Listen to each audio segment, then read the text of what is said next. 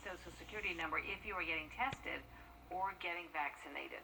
Augusta University Health is working to give out more than 10,000 vaccines over the next few days. You can get one if you fall under this latest phase of the rollout in Georgia. You heard Jenny talk about it. 55 and older starting Monday. Right now, it is K through 12 teachers and caregivers. They're on the list. There are 2 locations you can visit now for your shot.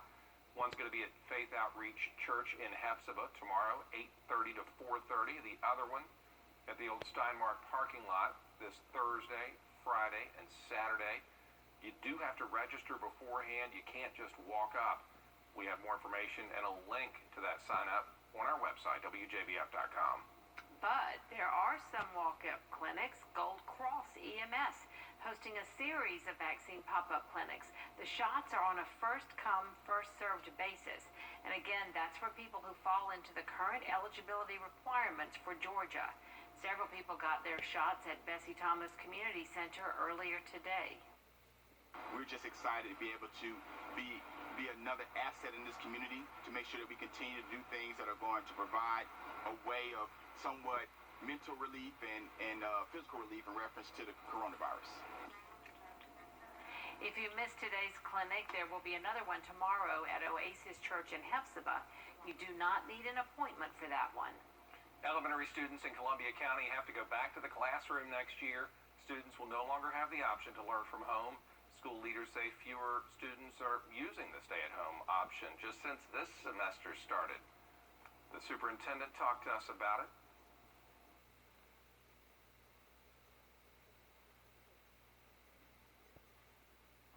Sorry about that. Dr. Sandra Caraway does tell us that she is looking forward to getting closer to normal in Columbia County. Also, the overall restrictions that are in place right now, Caraway and others say they hope to roll some of those back in August as well. You know, a lot of people think once you get COVID-19 and you recover from it, then you're in the clear. But actually, you can contract the virus a second time. News Channel 6's Mary Calkins has a look at what you can do to make sure you're protected. Although reported cases have been rare, according to the CDC, you can contract COVID-19 a second time. I spoke with Dr. Roger MacArthur of Wjbf to find out how you can lower your risk. At least within the first 3 months or so, acquiring it again is very unlikely. This is because your body creates antibodies that fight against the virus during recovery. But he says the most significant protection would be getting the vaccine because it covers multiple strains of the virus. Getting the vaccine for sure seems to protect at a minimum against getting severe disease caused by these variants, and probably substantially reduces the chance that you'll get infected at all with the variant. So the key is to get vaccinated. He says the vaccines we have at this time protect against all known strains of the virus, but as more variants surface, we may, going forward, expect to see a little bit of tweaking on the vaccines. They might try to make a little bit more certain that different variants are absolutely covered in vaccines. He says the UK variant of the virus is considered fitter than what was circulating previously, and it may become the most prominent strain in the U.S. It seems to spread more efficiently. It seems to outcompete the previous virus that was floating around. We don't have enough information yet about whether it's more serious. Since young people are currently ineligible for the vaccine, we may see a spike in cases around spring break when people are traveling.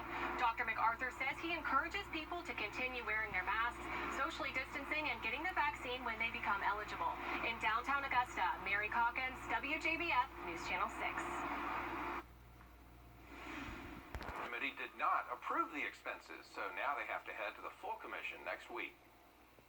Right now, deputies in Richmond County need your help finding a kidnapping suspect. They're looking for Juwan Scruggs after an armed robbery yesterday. Scruggs is known to hang out in the Harrisburg area. He may be driving a silver Cadillac CTS or DeVille. If you know where he is, you're urged to call police. Now to a developing story out of Columbia County. A woman is in custody this evening after allegedly stabbing the father of her child. 25-year-old Shakoya Sanders was arrested around midnight this morning. She's accused of cutting Charles Kellum with a butcher knife as he got off the elevator at the Holiday Inn. No word on his condition. Well, there's a new hotline that's led to more information about child sex trafficking in Augusta. News Channel 6's Ashley Jones has a look at how it's working.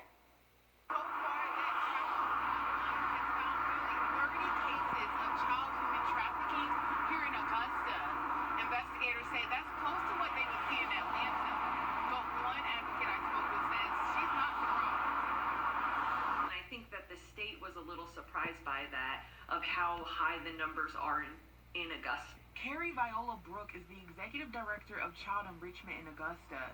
She says 27 cases of child trafficking have been reported in Richmond County since the hotline went live in October. We've improved the coordinated response, so I think sometimes cases were just not falling through the cracks, but weren't getting counted in the statistics. Brooke says they're seeing a different kind of trafficking than you might think. What we're seeing is family trafficking, so kids are being trafficked by a family member, or it's gang involvement. Kids are running away and maybe getting involved in gangs. She says children looking to make money or even being brought in by their peers are also potential victims. Many of those cases involve teens ages 14 to 17. We want people to recognize that this is an issue in our community, and we need to take a coordinated response to stop this from happening. The organization says there are ways to tell if a child is in danger. Unexplained increase in money. So if you know a child or a teenager you're working with, they don't have a job, and now all of a sudden they have extra money, or they just received a new phone, or things that they can't really explain where that funding came from, that would be a big red flag. Also, if a child has run away. Brooke says when a child is listed as a runaway, they worry he or she could be trafficked. Leaders from Child Enrichment left me with 5 tips to help keep your children safe. I'll detail that list on our website. In Augusta, Ashley Jones, Wjbf, News Channel 6. Still ahead, South Carolina lawmakers are trying to avoid election fraud.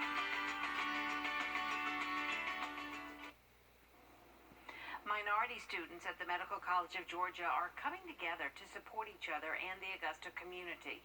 News Channel 6's Chloe Salsameda has their story.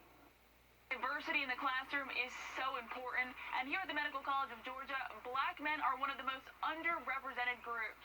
Now a new organization is forming to support these students and inspire teens to get involved in the medical community.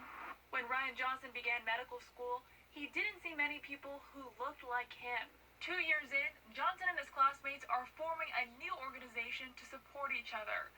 They've started Black Men at MCG. Students work with black male doctors who mentor and introduce them to different areas of medicine. We want to inspire the next generation of physicians or any black man who wants to become a part of the medical community. In Augusta, Chloe Salsameda, WJBF, News Channel 6. Well, some South Carolina lawmakers are